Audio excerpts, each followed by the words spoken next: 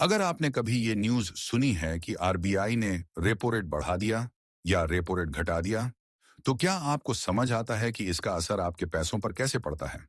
आपके loan, EMI, stock market, यहाँ तक कि आपके खर्च करने की आदतों पर भी इसका असर पड़ता है। लेकिन रेपो रेट और रिवर्स रेपो रेट क्या है?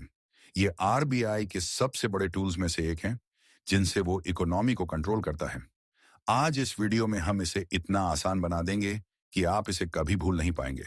अगर आप फाइनेंस और स्टॉक मार्केट की गहरी समझ चाहते हैं, तो चैनल को अभी सब्सक्राइब कर लें। तो चलिए समझते हैं कि रेपो रेट क्या होता है। अब मान लीजिए कि बैंकों को भी पैसों की जरूरत पड़ती है।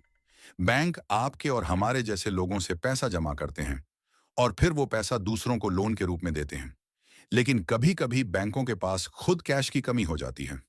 ऐसे में वो पैसा reserve bank of India RBI से उधार लेते हैं। आरबीआई बैंकों को जो शॉर्ट टर्म लोन देता है, उस पर जो ब्याज लेता है, उसे रेपो रेट कहते हैं। इसका असली असर कैसे होता है? अगर आरबीआई रेपो रेट बढ़ा दे, तो बैंक से लोन लेना महंगा हो जाएगा। इससे home loan, car loan, personal loan सब महंगे हो जाएंगे और ईएमआई बढ़ जाएगी।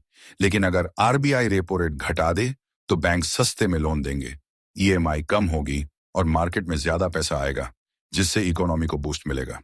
एग्जाम्पल के लिए मान लीजिए एक्सिस बैंक के पास 1,000 करोड़ की कमी है, तो उसे आरबीआई से रीपो रेट पर लोन लेना पड़ेगा।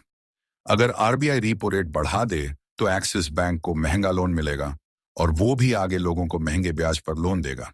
तो अगली बार जब रीपो रेट बढ़े या घटे, तो समझ जाना कि ये आपके ईएमआई, लोन और खर्च करने की क्षमता पर असर डाल सकता है।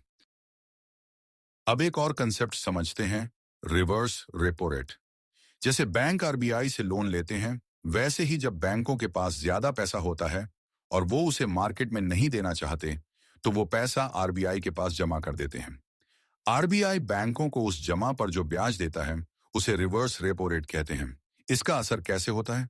मान लीजिए आईसीआईसीआई बैंक के पास एक्स्ट्रा पैसा है और वो उसे मार्केट में नहीं डालना चाहता, तो वो आरबीआई के पास रिवर्स रेपो रेट पर पैसा जमा कर देगा।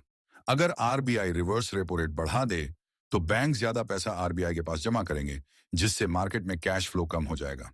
अगर आरबीआई रिवर्स रेपो रेट घटा दे, तो बैंक पैसा वापस मार्केट में लाएंगे, जिससे मार्केट में कैश फ्लो बढ़ेगा।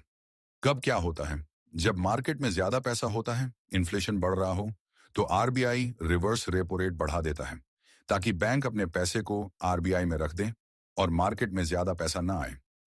जब मार्केट में पैसा कम होता है, इकोनॉमिक स्लो डाउन हो, तो आरबीआई रिवर्स रेपो रेट कम कर देता है, ताकि बैंक अपने पैसे को वापस मार्केट में लगाएं। जब रेपो रेट बढ़ता है, तो बैंकों के लिए आरबीआई से लोन लेना महंगा हो जाता है। इसका मतलब है कि बैंक अपने ग्राहकों को भी महंगे ब्याज दरों पर लोन देंगे। जब लोन महंगे होंगे, तो लोग और बिजनेस कम उधार लेंगे, जिससे बाजार में पैसे का फ्लो कम होगा और महंगाई पर कंट्रोल किया जा सकेगा। वहीं रिवर्स रिपो रेट तब काम आता है जब बैंकों के पास एक्स्ट्रा पैसा होता है।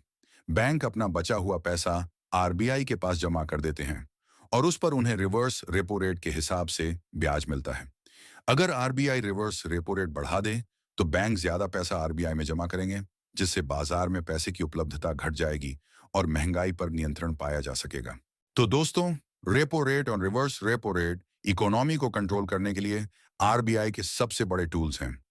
अगर वीडियो पसंद आया तो लाइक एंड शेयर जरूर करें और ऐसे ही फाइनेंस और स्टॉक मार्केट की आसान समझ के लिए चैनल को सब्सक्राइब कर लें।